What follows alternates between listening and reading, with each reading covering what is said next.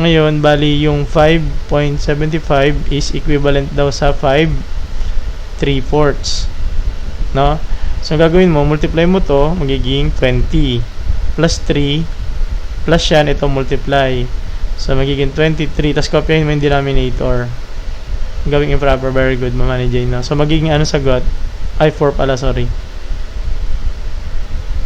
So, letter C. Ay, good morning, Sir Kaito. May exam ka, mamaya. Okay, para sa inyo to ulit, ano? Naghanap ako ng mga tanong, yung mga madadali lang. Ano to nalaman? Okay. O, sa mga mag-upcut mamaya, good luck sa inyo, ano?